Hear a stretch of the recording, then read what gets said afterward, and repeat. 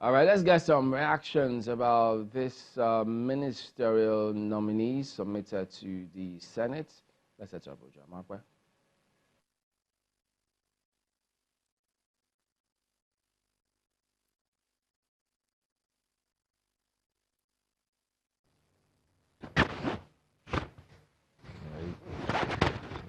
Well, indeed, yes, you're welcome to Abuja Studios. Another guest just joined us. We're expecting about 3 of them, and we intend to take a look at this ministerial list. One of them just arrived.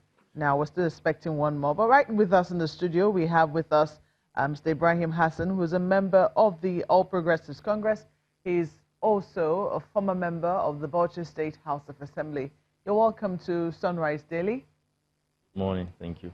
And we also have with us in the studio Yunus Tanko, former presidential candidate of the NCP, that's National Conscience Party. You'll see him in a moment, but he's here with us in the studio. So let's start with you, Ibrahim.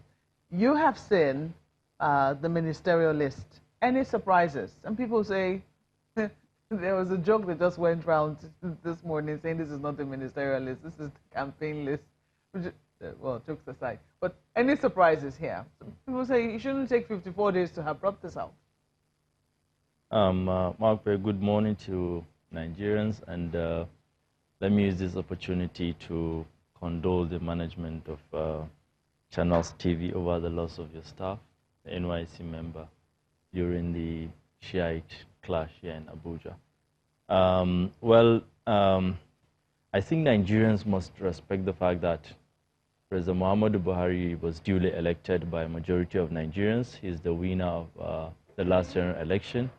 He is now our president, and also he tried as much as possible to exercise that constitutional responsibility of appointing people who he feels he's comfortable with. And he made it clear to Nigerians that this time around he's going to look critically into people that he personally knows, either in his sojourn during his participation in politics or during his previous journey in life, or people he worked with between 2015 and 2019. He made it clear to Nigerians. So it is not a surprise that the ministerial list is a mixture of loyalty, competency, and also hard work. If you look at some of them, they have excelled in their own various fields of professions, and also some of them are strong party loyalists and loyalists of the president, and also some of them are strong, hard-working ex-ministers and ex-governors on the list, and also senators, especially one of the senators is a woman, and she was hardworking.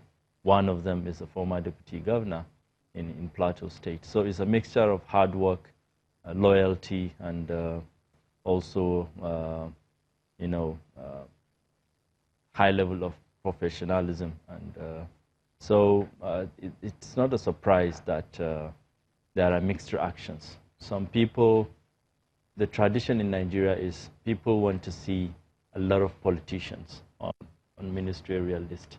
As a minister, the only thing you need is to have a very good team to work with you in your various ministries. You don't have to be a politician. I'm not going to disagree with you that the women, are hardworking. Oftentimes, for women to get to that level, they usually have to prove themselves. But, let me take on our guest who's just come in, Mr. Yunus Tanko, former presidential candidate of the National Conscience Party. Welcome to Sunrise Daily. Thank you very much, Mark. Good morning, Nigerians. Good morning. Well, you have heard our first guest. He's a member of the All Progressives Congress, so he's given his take. He says this is the product of deliberate deliberations. Is that what you're saying? Absolutely. And at the end of the day, this is the team that the president has come up with. What was your immediate reaction to this 54 days after the president was inaugurated into office? Thank you very much. First of all, let me just stand in queue with millions of Nigerians who stand to condole the Channels Television over on ending killings of Nigerians, especially in the case of the chap, the NYSC chap, Pres'l, and then the IGP, the case of DCP Umar, who many have adjourned as a very gentleman to the core. It's sad that we are losing lives, even on the part of the Shiites, because all of them are Nigerians. So every soul is very important to us. May the Almighty Allah grant them eternal rest, and we hope that things like this won't happen again in our precious country. Talking about the ministerial list, you know, the last time I was here, we were talking about this ministerial list. So I said the president may surprise a lot of people. And coming from the fact that he said that he's going to work with people that he knows. So obviously one would expect that this would have been out, and then this gentleman who he knows for a very long time will be up and running, although the list has come in a little bit late. But I'm sure that he has listened to the cry of people saying that this list should come out as quickly as possible, considering the fact that the National Assembly is going on recess, as it were. So for me, there's nothing much surprising in it. But when I looked at the list, we have a 43-man nominated list. And then out of that 43, we have 5 women. Seven women. Seven women. That was representing like almost like 12% of the total population. And then from the little work I did on the list, I noticed that there are 8 states that has 2 of the nominees from each of the states. That's 6. No, there are 8 from the list I saw. That have two nominations. Yes. So yeah, it's 6 states. From each state, in Lagos, yeah, Kano, Edo, Kwara, Bauchi, Bauchi, and there are 8 in numbers. No, actually we did another analysis. Okay, so probably. There was 1 from each geopolitical zone. Exactly. So 36 nominees from each of the states of the federation, and then 1 nominee from each geopolitical zone. Exactly. Yeah, so that's 6 states. But whatever you look at it, is the state they are representing anyway. No, they are representing geopolitical zones. Okay. Well, the question is that they have a state that they come from. That is not the question now. The issue is that they look at the capacity of these particular individuals to be able to deliver. And then, for me, the Abia State Gochuku Oga stands tall, considering the fact that he's an oil magnate, and then he has a lot of experience. He contested for governorship in Abia State, and probably the president may look at some of these individuals and place them exactly where they have geo competence, so that people are expecting to see people who can perform and take this country out of the woods. As it is now, today, we're having a lot of issues with the issue of insecurity, because about 6 issues stand out for me. Issue of security, issue of employment, economy, roads, then education, and then there's an issue of this particular labor union issue that has been lingering, and the salary of civil servant, which has been adjourned to be now issue of 30,000 naira and all, should have been taken, because the level of hunger in the land is so huge. These are immediate things that we need issues being dealt with. So, I mean, you have raised those issues, and indeed there are issues troubling many Nigerians. They're wondering whether this cabinet you're saying, the nominees which you're saying, can sufficiently tackle. Do you think that they have the capacity? I'm looking at the nominees here, and I'm wondering which one of them, for instance, when we're talking about security, will be able to give us the capacity we need to tackle security. Do you have any ideas or any pointers? Well, for me, what I saw there, I didn't see any particular individual that stand out tall as regard to issue of security for me. So let me ask the APC man in the House. Can you point at, I mean, he's talked about issues that need tackling. From who you're saying, even though the president did not submit their names with portfolios, it's something that has been in contention. People have advocated that when these nominees come up, we should see their names with portfolios so we can immediately begin. And even the Senate we'll be able to direct proper questions to them. Right now, it would seem that this is going to be a guessing game as to where it is that they're going to be, you know, fitted into. From the looking at the issue of security, what do you think from this list will be looking at the issue or will be appointed to be tackling the issue of security? Okay. My brother here, Mr. Yunus, I think let me make it clear to you that as a former lawmaker, I was part and parcel of screening of nominations at the state level, and it's almost the same at the federal level. The most important thing during screening is to observe closely the nominees, how they answer their questions, and the kind of questions that will be thrown by individual lawmakers to the individual nominees. And even the presidency or the state government actually put a close eye on those nominees during the screening process, because some of them you might not even know their level of intellect unless you see them undergoing screening process in the Senate or in the House of Assembly. So during the screening process, there will be all sorts of questions, and some of them will try as much as possible to bring out the kind of intellect they have in them. For example, from Kano, we have a retired general who is a nominee, and by the time you come for screening, a lot of people, I'm sure, will throw and target questions to him based on security issues. So, and maybe part of the nominees, someone is a medical doctor, and by the time you throw questions on him on security, maybe he has some kind of professionalism in terms of security issues. So you can't just submit names or portfolios. You have to look closely during the screening processes. People actually... I'm sorry, is the president going to be watching the screening process to know where he wants to assign his as a president of the country, I'm sure, and as I know Buhari, if he has time, he will watch it. But due to engagements as the president of the country, I'm sure he will have time to watch. So a lot of Nigerians will believe that by now, when he sends a ministerial list, he already has very clear portfolios where he would like to put them. Yeah, absolutely. After they have passed the screening at the Senate. Absolutely. Even as a governor of the state or the president, you will have portfolios ready to appoint people, but it can change. Most especially after the screening process. You can change your mind as a team, because the president is not alone. He's the president of the country, but he works with a team who will advise him, okay, so person is not fit for health ministry, he is fit for this and that. So there will be slight changes, and I'm talking based on experience.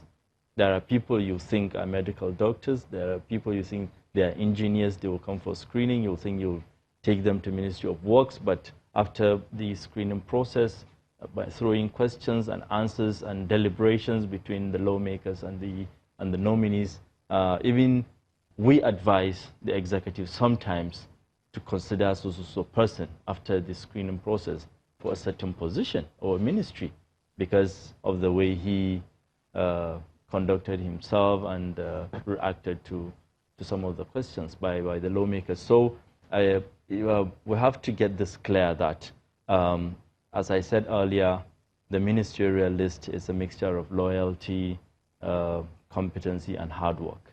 So some people have excelled in their own right in different fields of life, and by the time you come for the screening, most of them will be known to Nigerians that they are good in this area, they are good in this professional area, they are good in this, they are good in that. In terms of security, healthcare delivery, in terms of,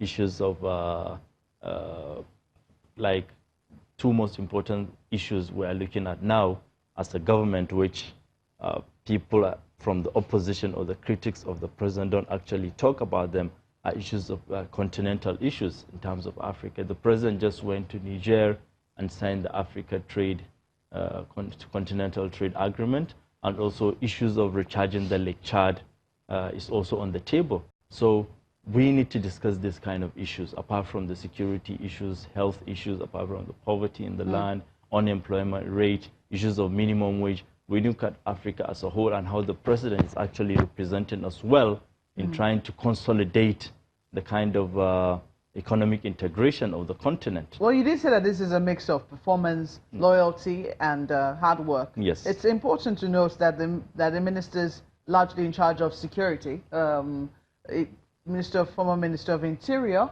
and former Minister of Defense are not returning on this list. Yeah. We're seeing instead 14 returnees, so to speak. Are you guessing, just asking now, are you guessing, first and foremost, let me ask you, if you think that those who returned deserve to return? Actually, I won't assess them personally, but what I know of, we've had a lot of issues regard to virtually almost every facet of this country. But for them to have returned, they must have satisfied Mr. President as regard to their own performance, because he has the power to appoint. And so if he feels that those individuals have the right to they've satisfied his, what he wanted them to do, then probably that is the reason why he returned them. But the truth about it is that he has been able to actually rejig the ministerial list in such a way that he has picked some people who are loyal to the party and who have been working with him for a very long time. I can single out some individuals like Hajia Tijani from Kogi State, who happened to be a former woman leader of the APC, and there is Sharon Ikazebo, who happened to be a very good person, quiet and hardworking lady. Then my good friend Festus Kiamu, who of course everybody saw his performance, and but Sharon Ikpeazu, she's always been at PITAD. She was at the pension trust. Yes, of course she was. But I'm talking about the returnees. Yes, I'm just talking about those who have now infused into the returnees.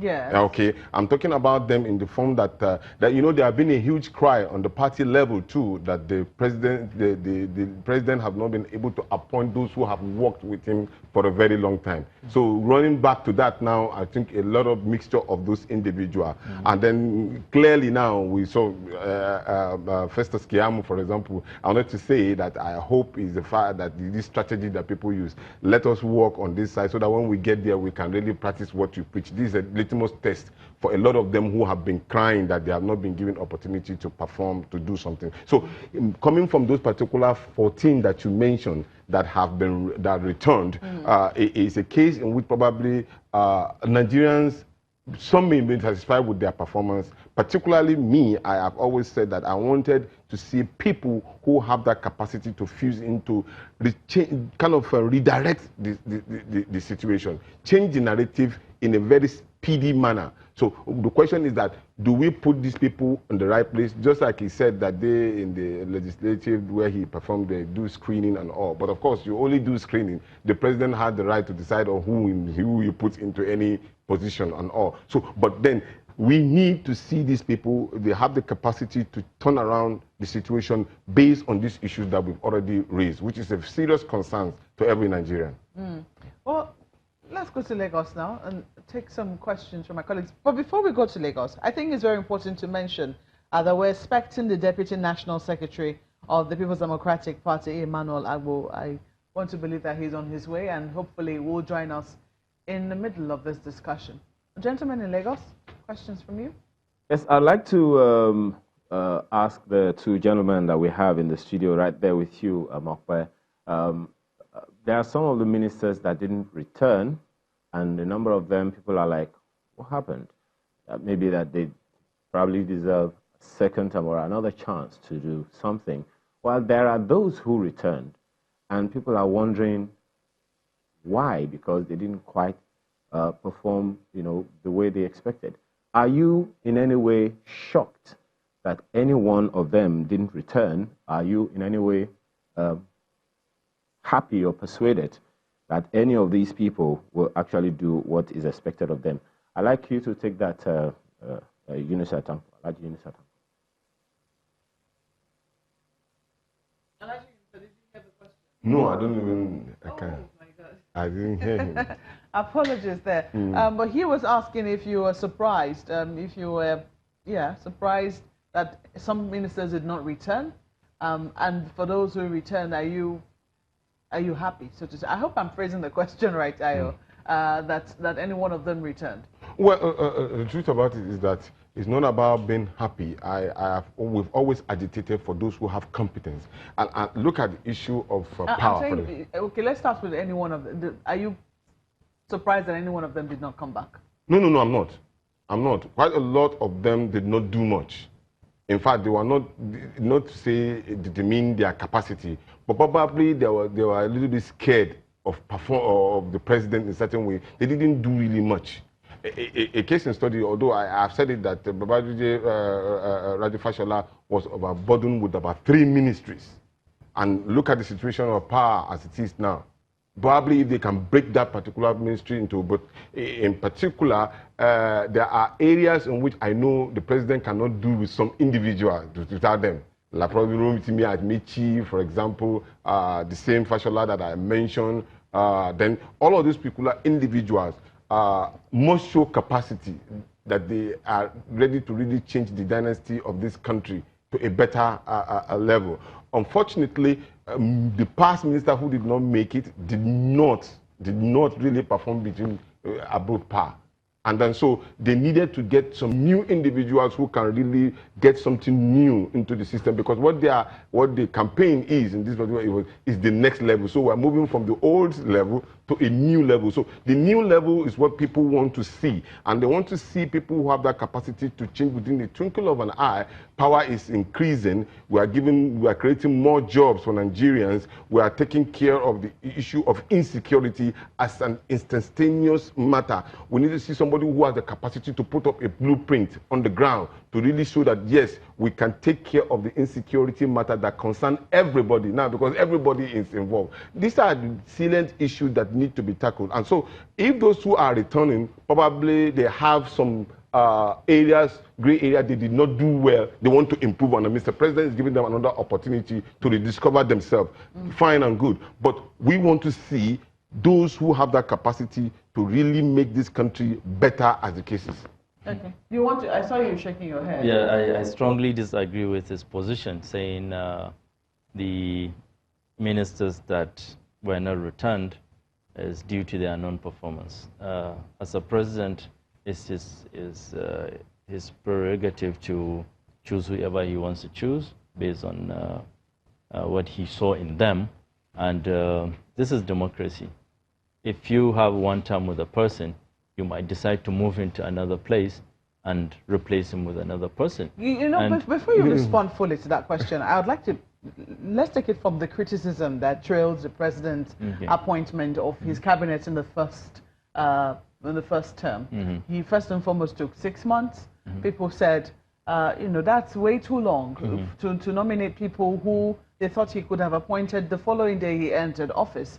That's on the one hand. They also talked about the fact that these people stayed the entire 4 years, whether they performed or not. Well, I understand that we have to go to break. I will finish my question and let you answer when we respond, and respond to it when we come back from this break. Please stay with us. Ministerial list here. The president did release 42 nominees to be screened by the Senate. 14 of them are returnees, and I think about 28 of them are new nominees. And we're talking about whether or not these people are able to perform, whether or not they have the capacity to deliver on the president's manifesto and his promises to Nigerians. We have with us in the studio this morning Eunice Atanko, who is a former presidential candidate of the National Conscience Party. We also have with us Ibrahim Hassan, who is a member of the APC and a former member of the Bauchi State House of Assembly. Just before we went on break, I was telling you that part of the criticism that trailed the president's nomination in his first term was the fact that it took a long time to nominate people, took 6 months. They also said he kept them for 4 years, whether or not they performed. And generally, the criticism against the cabinet was that they generally were lackluster. So if people are asking questions about this particular cabinet again, and their capacity to perform. I mean, because you were saying you disagree with Mr. Tanko when he said that a lot of them did not actually perform. Is it that you disagree with the general opinion that the first cabinet really was not anything, they did not actually put up an excellent performance? Yes, I do disagree because, for example, look at former Governor Fashola. He did very well in his ministry. Everybody knows that Nigerians, I'm sure most of Nigeria, even the critics of the president, agree with the fact that Fashola really tried in his ministry. So if you, I mean, when they said that the cabinet, I'm sure they're referring to the entirety of the cabinet. For you to get a pass mark, you should have at least 50% or more than 50% of your ministers doing really well. You had, I think, was some of the dailies there showing that some Nigerians were happy, particularly happy, that some ministers did not return. Well, Mark, that's their own personal opinion. People can actually dislike you because you've attained a certain level in life, or they are in the opposition. Even within our party, some people will be happy so person did not get a ministerial position because their own leaders or party leaders did not get it, or they, so there are political intrigues when it comes to the issues of ministerial appointments or appointments within the political system or in a democracy. Let me give you an example. Before I agreed to attend this session with you this morning, I spoke to 5 groups of Nigerians between yesterday and today to get their opinions. One of the constituency is the youth constituency, which I belong to. Majority of them are not happy that youth are not represented on the list. But I spoke to the second group, which are the core loyalists of the president, people who are close to him, and they explained to me that people like Malam Fantami, who is the head of NITDA, and few of the ministers who are between the age of 35 and 50 are already representative of the youth on that list, but people don't see them as grassroots politicians or in their various states, but they have helped the president in 1 or 2 ways to succeed during his re-election and during his sojourn in politics. So if you don't do grassroots politics, some people in your states might criticize the fact that you are not part of a team or you're not part of the party. So that's the second group. Then the second group. Youth and the third happy. Group, the loyalists don't seem to be very happy. The third group? No. The loyalists are saying that the president has already settled the youth by appointing people between that age bracket. What is their impression of this list? Well, of course they are satisfied because they are the loyalists of the president. Then the third group are neutral people who watch closely and analyze what is happening, and it's about 50-50. 50% of the people, their reaction is that, okay, this list, as I told you, is a mixture of competency, loyalty, and hard work. And almost 50% are saying, okay, this list, as PDP was saying, is uninspiring. And the fourth group are the women. Most of them are saying they are not well represented because, as Mr. Inusa said, 12% is about 13.6% of the inclusion of the women on the list. So majority of the women I spoke with within and outside our party are saying, okay, it's not enough. And the fourth group... The fifth group. Okay, the fifth group are people who are, strong critics of the president. Of course, they wouldn't see anything good in what the president is doing. And right now, let me make it clear to Nigerians, there's pressure on Nigerians to turn anything positive the president does into negative. And this is not good for the country. At least people should try as much as possible to be fair to Mr. President whenever he does an action. Because so let us take the group that might be relatively fair, which is the fourth group you talked about. Okay. The people who say this is competency, loyalty, and hard work, and the people who say this list is uninspiring. Yeah. for some people, they would say that, you know, that might summarize how a lot of Nigerians feel. Yes, you have to reward party hard work, but when the president has ideas, do you think, from what you have seen here, do you think that he's appointed people who can deliver largely on his idea? The president is thinking about moving about 10,000 Nigerians out of poverty in 10 years. Is it 100 million Nigerians? I think it's 160. 100 million Nigerians out of poverty in 10 years. Okay, in 10 was years. what he said in his inauguration speech. Do you think that these people here have the capacity to do so? Okay, Malpe, I'm in the best position to answer your question because I belong to the two groups. I'm youth. You know, I strongly feel that my constituency, which is the youth constituency, are not adequately represented. But on the other hand, I'm a strong loyalist and supporter of the president and an APC member. I told you earlier, it is the prerogative of the president. It is the constitutional responsibility of the president to appoint people he feels he's comfortable with based on these three issues. Some people he feels, based on their CV, they are competent. For example, I have a minister from Bauchi who is Mariam Katagum. She's a former delegate to UNESCO. She was elected based on her CV, her competence, professionalism. We have Mala Adamu, who the president has been working with for so many years. So he has a reason to select those two people to represent Bauchi State on that. Though Mariam Katagum, I'm sure she's representing northeastern part of the country, but they chose her based on merit. And there are people who were chosen based on hard work. For example, Ms. Sharon, it's based on hard work. For example, Sadia, she has been the treasurer of CPC since when the president was CPC and there was a transition to ANPP and APC. So he has been with her for a very long time. She has been hardworking. People always see her campaigning with the president. Why do you think it's taking 54 days, though, to bring up this list? But this is a very, you know, that's why I'm saying you have to be very, very, you know, you have to be fair to the president. 54 days is okay to sit down carefully and select your cabinet.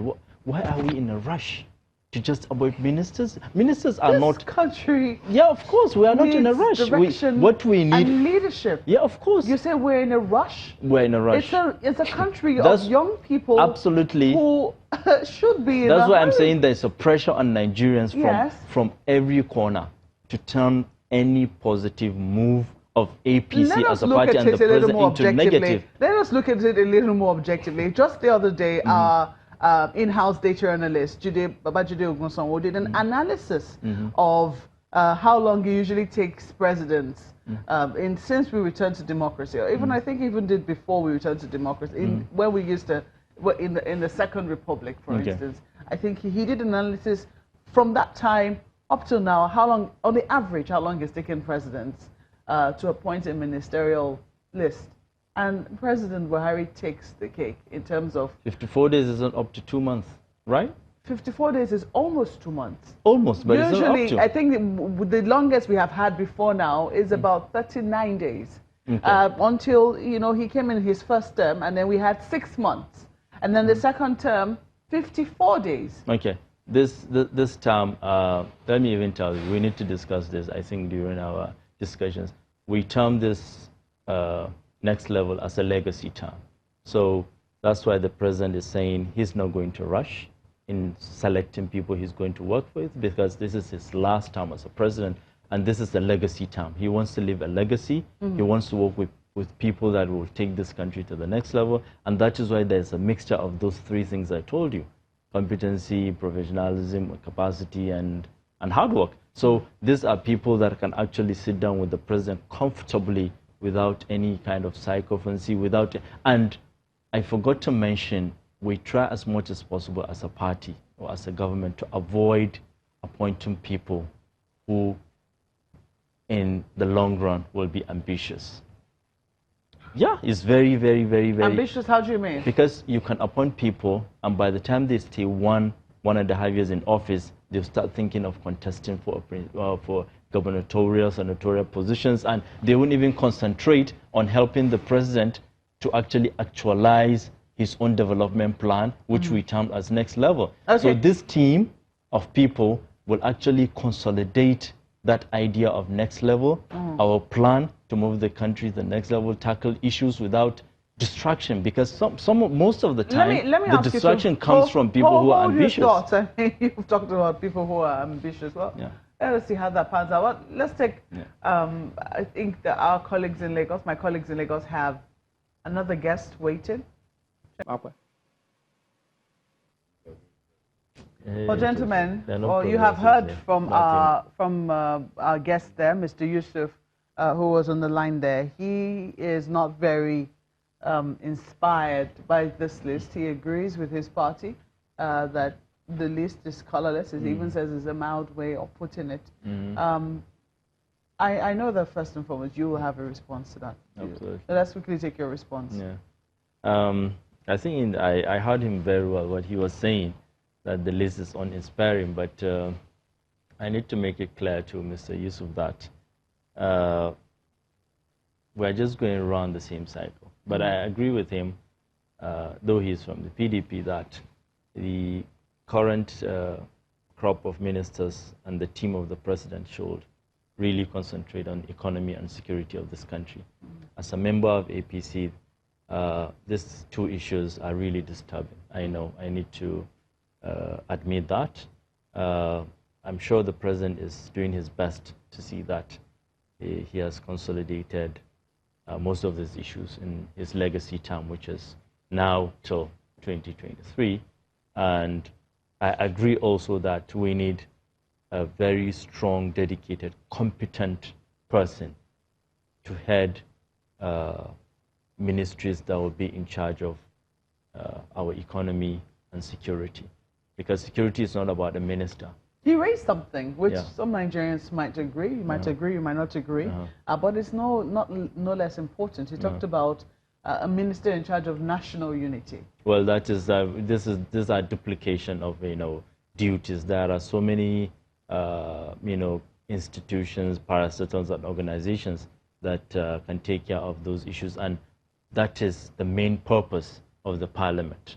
Because we have sent representatives to the House of Representatives, we have sent representatives to the Senate, and their own responsibility, is to represent us, bring about unity, discuss issues, irrespective of party affiliation. So when people talk about conducting conferences on security, conferences on unity, the Parliament is the responsibility of the Parliament to deal with this issue. That's your take on it. Let me quickly ask Mr. Tanko what he makes of it. Do you agree that national unity should be something that should be prioritized? It's a serious matter about unity, but I'm not too disposed to the issue of having a ministry to deal with that matter, because it has to do with the performance of each minister from the head down to the last person.